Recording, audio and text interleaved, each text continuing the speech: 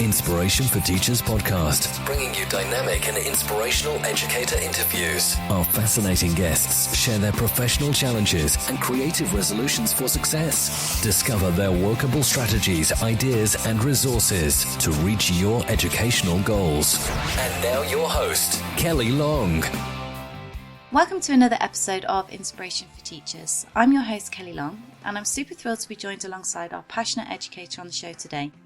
Rae Pica is an education consultant, keynote speaker, and author specialising in the development and education of the whole child. She has written 19 books, and most recently, What If Everybody Understood Child Development? Another string to her bow is that she's the co-founder of BAM Radio Network, the world's largest online education radio network, where she hosts Studentcentricity, practical strategies for teaching with students at the centre. Welcome to the show, Rae. Thank you, Kelly. It's so good to be here. Thanks for having me. Oh, you're welcome. Now, before we dive into your educational challenge of convincing people of the mind-body connection and its importance when it comes to learning, please can you take a moment to say hello to our listeners and fill in any blanks from the intro? Hello, listeners. Well, let me just say that the second half of the title, the new book is What If Everybody Understood Child Development, as you said, Kelly. The second part of that is straight talk about bettering education in children's lives. And it's there are 29 essays in which I give my opinion based on my 35 years in this field, in the early childhood education field and elementary level. Research, conversations I've had with other experts but mostly it's just addressing those things that I see are going wrong in education, and how I would like to see them changed. So that's where most of my focus is these days, on that book and promoting it, because it just came out this spring. Excellent. Thank you for sharing that with us, Rae. We'll get some immediate knowledge from you on that in just a second, and I'm sure themes from the book will filter out throughout the rest of our conversation. But what I like to do at the start of the show is give our listeners an immediate knowledge takeaway. And my previous guests have been sharing their top ideas on teaching and learning and what's most beneficial. But we're switching the focus now, and we're looking at challenging behaviour in the classroom. For clarity purposes, I'm going to call our student Fred. So apologies, listeners, if anyone's called Fred. That's my guy's name, Frederick. Oh, is it?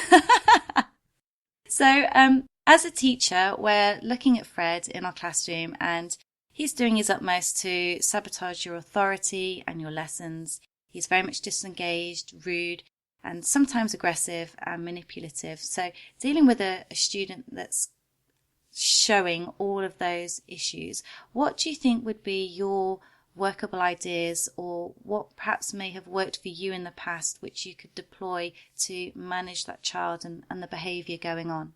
Well, I can't say that behavior management or guiding behavior, as we like to say, is my forte, and is probably the reason that I work most often now with the adults as opposed to the children, if I'm to be completely honest. But I certainly have opinions on it. I seem to have opinions on everything. As I said, I've been in the field for 35 years. I've got all the white hair to prove it. But, and I have addressed certain issues in the book, about timeout and expulsions. I don't know if you're aware of it, but here in the States, Kelly, more children are expelled from preschool than from all of the other grades combined.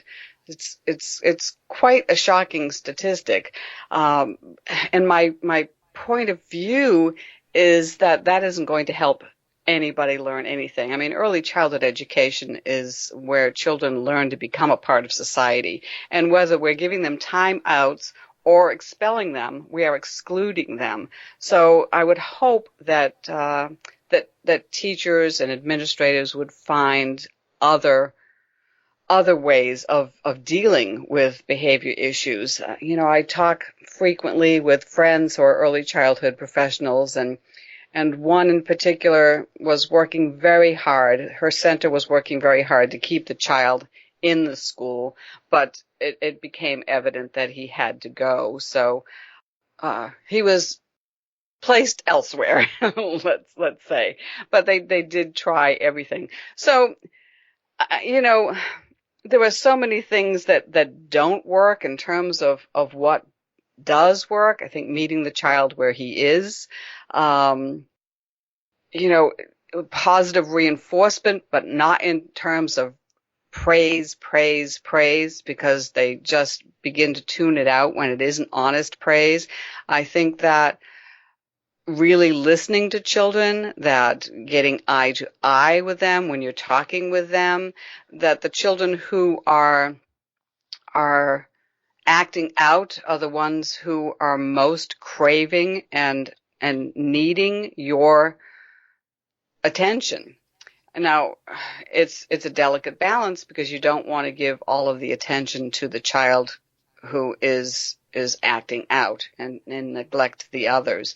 But it's a clear sign that child has some issues. And, talking about what they're feeling, I think, is really important. I'm very big on educating the whole child, and that's the thinking, feeling, moving child. And the feeling part needs to be addressed. I think that we go right toward the action, how we're going to deal with the behavior, and we need to know what it is the child is feeling. So that's what I would have to say. So how old, when you say preschool, how old are we talking in the US? 3 to 5 years old. And that's the biggest group of expulsion? Yes, isn't that sad? That is crazy. It is crazy. It is. Because, if a child were having trouble reading, we wouldn't throw away all the books. And to me, it's the same kind of thing. If a child is having trouble being part of a community, as a preschool is, expelling him is not going to do any good. It's not going to teach him what he needs to learn to become part of a community.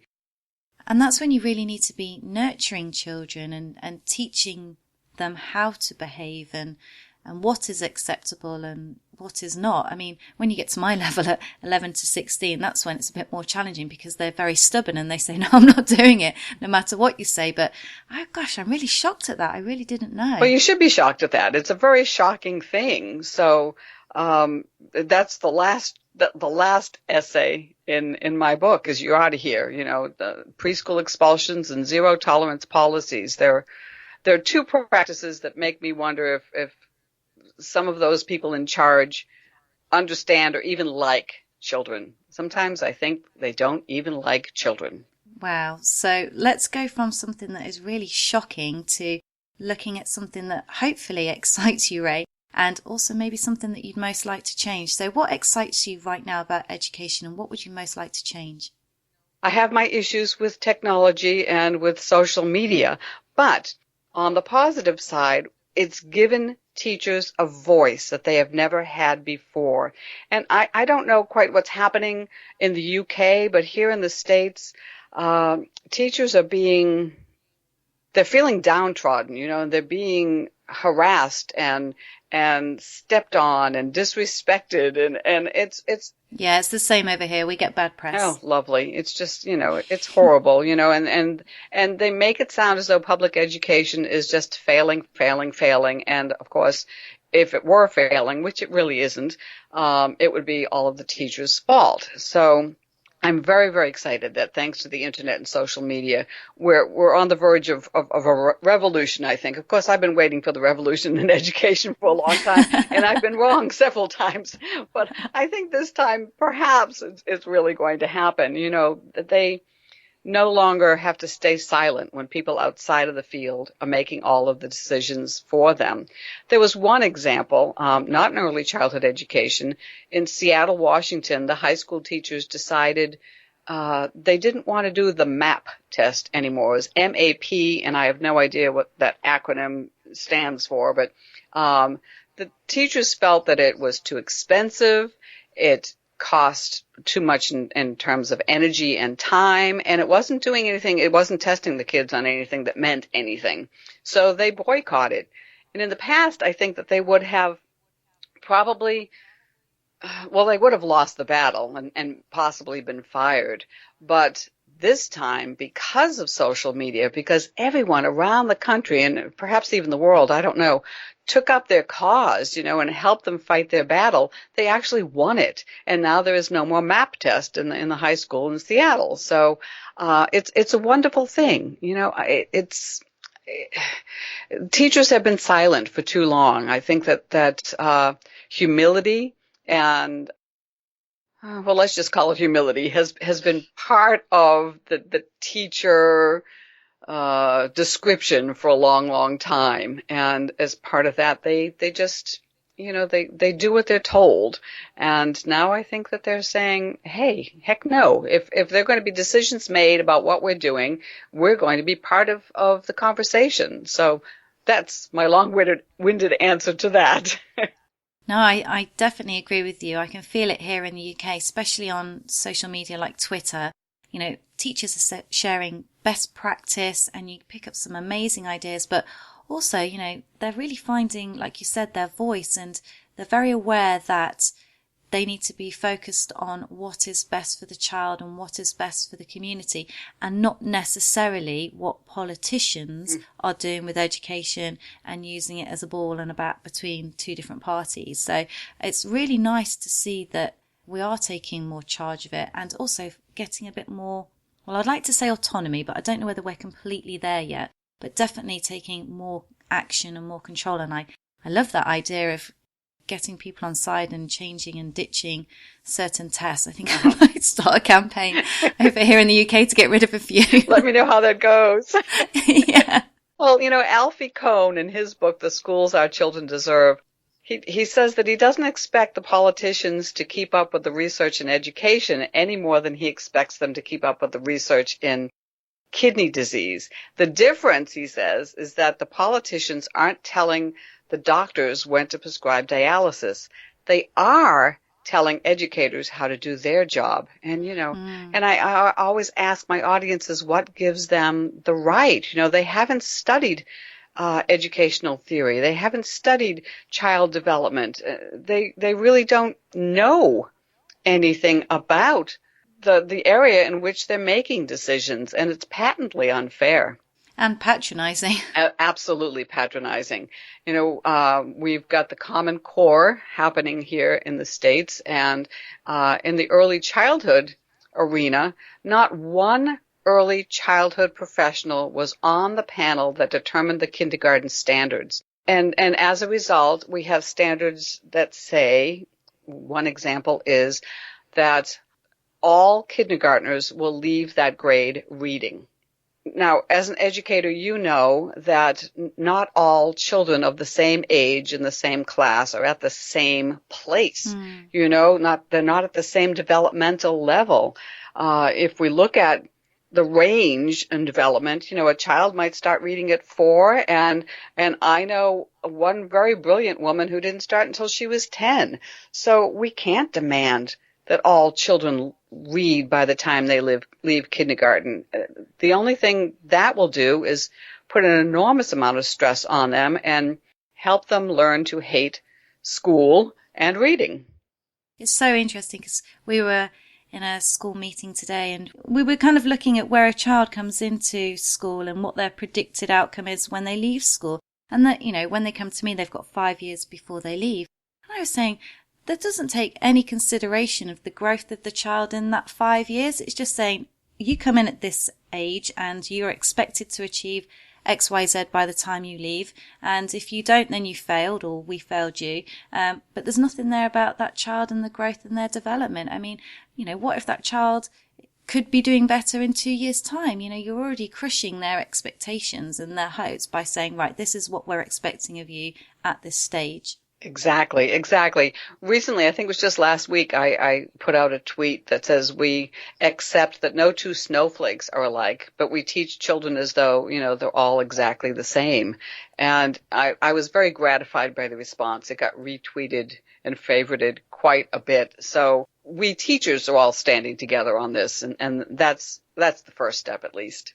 So from something exciting, Rae, to something that you'd most like to change, and why? Well, the thing I would most like to change is I would like to see people who know nothing about education theories, child development, or even children stop making all of the decisions regarding their education and lives. I would like them to start to pay attention to all of the wonderful research that we have. I was at a meeting at the Department of Education recently. I live just outside of Washington, D.C., and I have for the last 5 years, and it's very cool, very cool. But they were doing a preview of a documentary that really was just enormously sad about the way we do childcare and family leave and all those sorts of things here in the States. It's just terribly depressing. I should have brought my Kleenex. Nobody told me to bring my Kleenex. So at this meeting, we were told that the education departments and whatever in other countries are using all of our wonderful research on neuroscience to make changes in their, education policy. We here in the United States are just ignoring all of the wonderful research that we're doing, whether it's in education or neurosciences. We have research going back to the 1880s showing that individuals, but especially children, because of the state of their development, produce more when they have breaks. It's a very simple thing. If there's only so long that we can sit before fatigue sets in and we lose concentration. There's only so many minutes that we can absorb information before, the brain explodes. Despite that, we have recess going the way of the dodo bird here in this country. They are doing away with recess in order to spend more time on academics, and it goes clearly against all of the research. I mean, from the 1880s and up to the present, we know it to be true that kids need breaks. And in Finland, they take a 15-minute break after every 45 minutes of instruction. But here we just make them sit and sit and sit and sit. And we also have the research that shows that sitting increases fatigue and reduces concentration. But, oh, hey, who needs to pay attention to that? Well, I remember shadowing when I was training to be a teacher. I shadowed a pupil around a school for a whole day. And I was, meant to be making observations and recording what was going on. And oh my gosh, Rae, I was so bored and so tired. And I was just thinking, gosh, I am really trying to pay attention here because, I'm interested in this and I can really see the purpose in it. But I was just exhausted just by sitting in the same position, exactly. From one lesson to the next lesson to the next lesson and trying to hold my brain in gear. And I was thinking, this poor child has this 5 days a week. Yes, absolutely. And what you're describing is not humanly possible. I mean, it's just not possible. And it's as though we don't care. It's so frustrating. I mean, if any adult thinks about a day that they were forced to sit all day long in a meeting or at a conference or maybe on a plane, and at the end of the day, they thought, oh my word, I'm so tired. Why am I so tired when all I did was sit? They have the evidence right there. I just don't know why we ignore all the wonderful research we have. So I guess that's the main thing I would like to see changed. If people are going to be making decisions about education, then they ought to look into it a bit. And I think what you want to change very much is going to come out in your educational challenge that you're going to discuss with us on the show. So we're going to shift the focus of our conversation now, and we're going to look at your thought-provoking ideas regarding that whole person learning. But before we do, you can find Rae's show notes on our podcast page at inspirationforteachers.com. We'll also be tweeting out key themes from the episode via our Twitter handle at inspirationfortea and via Rae's Twitter handle, which is at BodyMindChild. Excellent. So, Rae, please can you take us on this journey and set the scene for our listeners as to what your educational challenge is and what ideas or strategies and solutions you can suggest to them to improve their practice and help them in the classroom? My biggest challenge in over 35 years in this field has been convincing people of the mind-body connection. I guess it all started when the philosopher Descartes said, I think, therefore I am. And people just began to believe that the mind and body were two separate entities. It's bizarre to me. I don't understand why that belief caught on or why it's lasted as long as it has, but because of this mind-body dichotomy, recess, as I mentioned earlier, and physical education are going the way of the dinosaur, and children are being forced to sit in classrooms for longer and longer periods. And, we have the attitude that I come up against is one that was expressed by a state school board member in Texas. I'm not above naming names, or in this case, naming states, but they were debating whether or not to make daily physical education part of the curriculum. And this one woman said, well, if we have daily PE, the kids will be healthy but dumb. So they fail to see that, children don't exist just from the neck up. George Graham, in his book, Teaching Children Physical Education, tells the story of going to school boards or whatever entities and trying to convince them to return physical education to the curriculum or to, make it part of the curriculum. And he says, yes, it would be very, very easy, very, cost effective if we could just bus their heads to school. But those heads do happen to be connected to other parts, and, we can't just ignore them. And then there's a wonderful cartoon of headless children walking into the gym. So the moral, I guess, is we must not move in the classroom or think in the gym.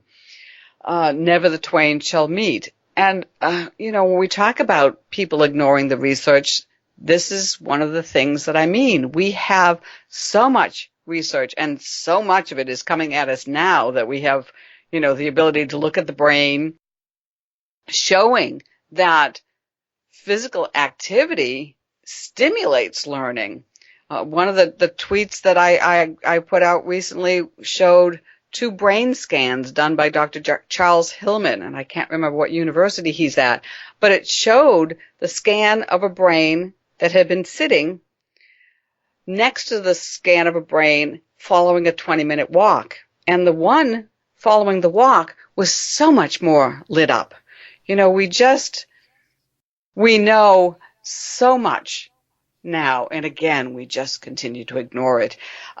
We know that moderate to vigorous intensity physical activity feeds the brain with water, glucose, and oxygen. I mean, this is brain food, Kelly. We wouldn't go without feeding our bodies for days and weeks and months and sometimes years at a time, but we do that with our brains. We just fail to give it the nutrient that it needs. And it's just enormously frustrating to me. I mean, I really think that this is why I've got all the white hair, is trying to get this point across to people, that children do not exist just from the neck up. So, Rae, what would the ideal mind-body classroom look like? What would be happening in it? Oh, I love that question, Kelly. Well, there would be, similar to Finland, there would be breaks after, every 45 minutes or so of instruction. There would be brain breaks throughout the day when the kids really needed just to have a change of pace. The teacher would get them up and they would maybe, march around the room or do the cross crawl, which is alternating opposite elbow to knee, and that crosses the midline and gets the 2 hemispheres of the brain communicating across the corpus callosum. I get very excited about this stuff. So there'd be brain breaks throughout. The teacher would be using movement across the curriculum because really all of us need to experience concepts in order to fully understand them. Some of us more than others. I, for example, when I am learning to crochet a new pattern, I can't just read the instructions and get it. It makes no sense to me unless I'm doing it at the same time. And that is absolutely the case for young children. They need to physically experience concepts like high and low and wide and narrow. They need to take on those shapes.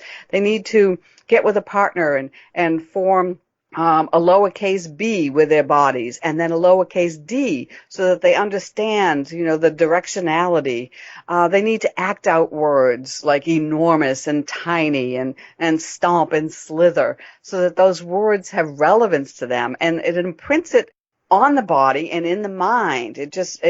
The more senses you use in the learning process, the more information is retained. So, every time the kids needed to physically experience a concept in order to grasp it, it would be not only allowed, but encouraged. There would be brain breaks. The teacher would use movement. Well, this sounds silly, for transitions. In early childhood centers, children transition from one activity or one area of the room to another all the time. And so obviously there's movement, but most often the teacher is trying to line the kids up and get them to go, smoothly, one behind the other. When really it's an opportunity for another learning experience. Why not move in a wide shape or a crooked shape, or on 3 body parts, or in a sideward direction, or if you're going to lunch, why not move in the shape of a carrot stick, or as though you're the odor of food wafting through the air, something relevant, so that it would be, transitions would be fun and functional. I was going to say, is it applicable to all subjects, do you think? Physically experiencing concepts? Yes, maybe not every concept. I haven't thought about trigonometry because it's something that I completely back away from myself. But the concepts that I mentioned, high and low and wide, narrow, those are math concepts. Positional concepts like in front of and behind and over and under, those are early geometry concepts, but they're also prepositions. Acting out the words, that's language arts or emergent literacy, science, physically experiencing scientific concepts like balance. Really identifying body parts is step 1 in science for young children. So, yeah, I think that there's a way to explore concepts under every content area.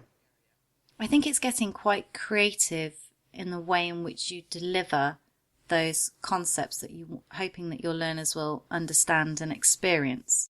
So traditionally your classroom is set up probably in the States the same it is in the UK, that it's all in rows and there's a board at the front, maybe with a computer and the teacher and the screen. So when you're talking about MindBody classroom, you're reconstructing your classroom so that there is that movement and there is that option to experience different learning ideas and concepts as you move around the room. Yes. And I would love to see those rows of seats go away. I would love to see learning be more interactive and cooperative and collaborative and all those good things, and have students take more responsibility for their learning than has been the case throughout the history of classrooms. It's so important that the children take some ownership of it and follow their passions to the extent possible. And that's really the focus of my radio program on BAM. Studentcentricity is teaching with, the students at the center. I'm always in search of utopia, Kelly. I think we all are. I'm specifically waiting for the hologram suite from Star Trek so that I can just tell the computer to load a program, and then all around us the experience that we want to learn from appears, and then off we go. I'm still waiting for that moment. The only thing that scares me about that is I'm afraid I would be ordering ice cream sundaes. I mean, if they would so easily appear, my willpower would be lost. So, Rae, let's switch the pace slightly and move on to our inspiration round. So it's your opportunity to share with us your best educational resources to add some more value to our listeners and other educators in our field. Is that okay with you? Sure.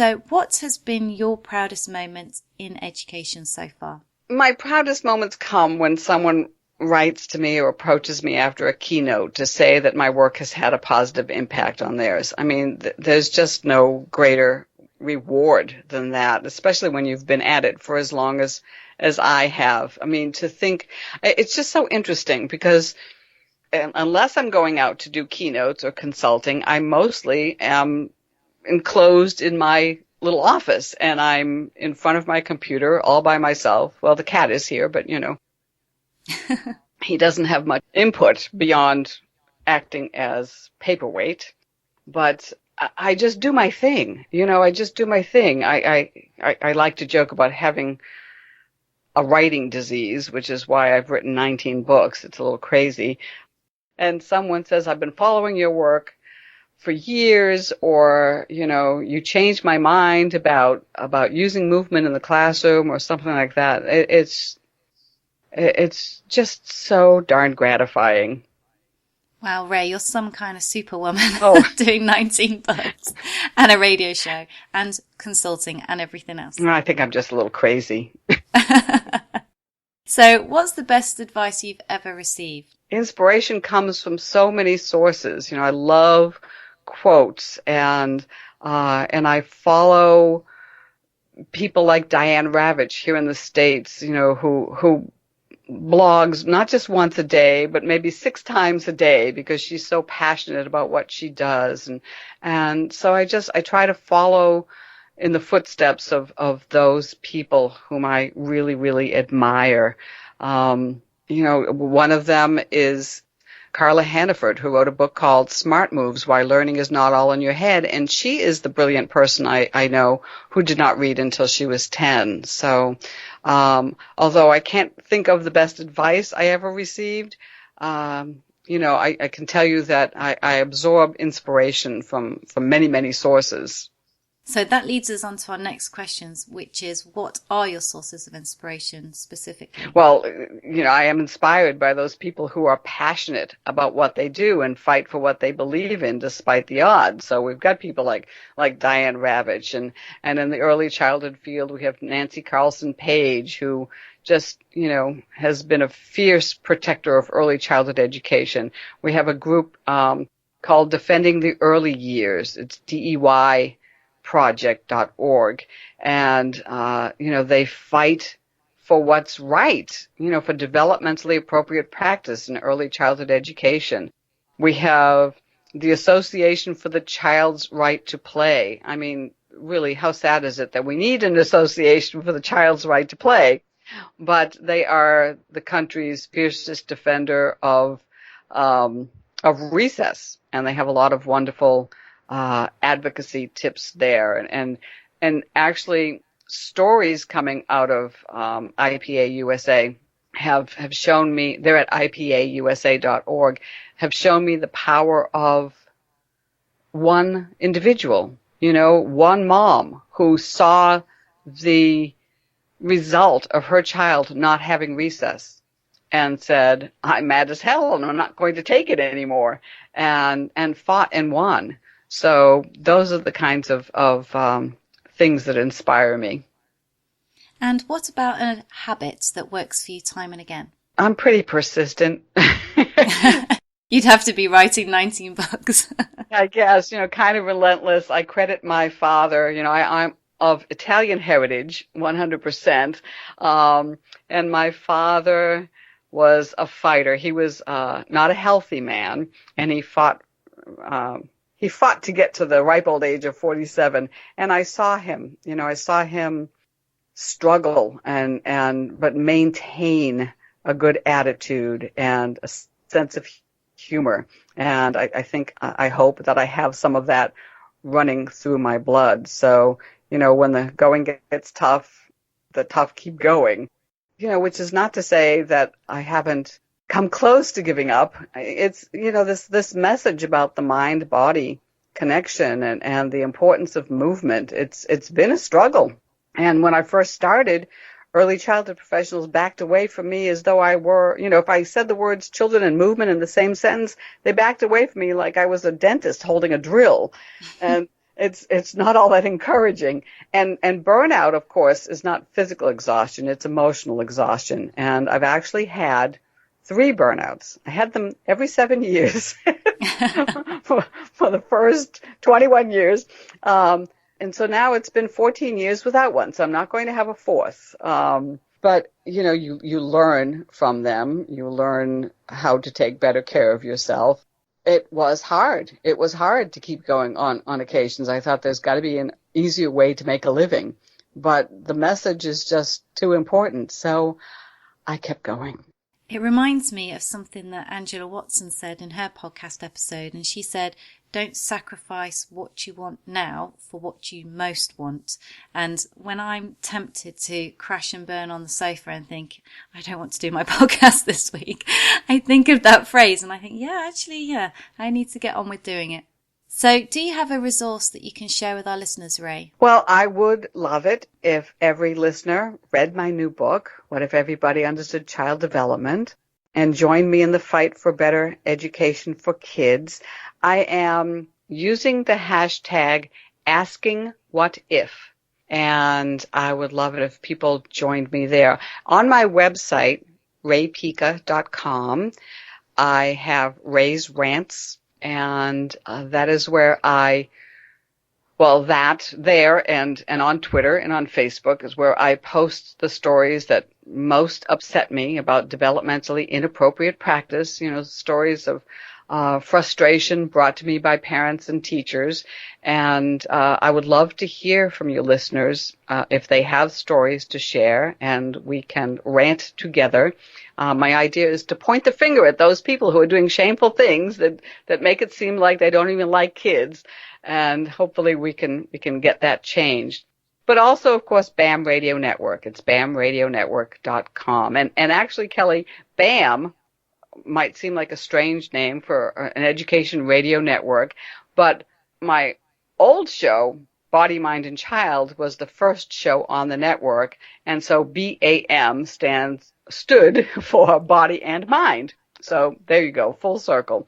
So it is a fabulous resource for both professional development and for advocacy, because you have interviews with experts in education and child development and play research and the neurosciences, and all of them inform and empower. So if you're going to a school board or an administrator or, Congress, you can take the experts with you. We don't ever have to be alone again, thanks to the internet, and that's the most wonderful thing about it. Thank you so much for sharing that with us, Rae, and thank you so much for joining me on the show. It has been so wonderful, and I've really enjoyed and had a laugh and learnt so much, and also been very shocked. But before we say goodbye, please can you tell our listeners how they could connect with you? RaePica.com. It's RaePica.com. There are little forms that you could fill out there, or just email me at raepica.com. I would be so delighted to hear from your listeners, Kelly. Excellent. Thank you so much for joining me on the show, Rae. It has been wonderful. Thank you. Thank you for joining us today on Inspiration for Teachers. For more resources, tips, and advice, visit our website, inspirationforteachers.com. If you enjoyed today's episode, we would love to connect with you. Just click like on our Facebook page at facebook.com/inspirationforteachers.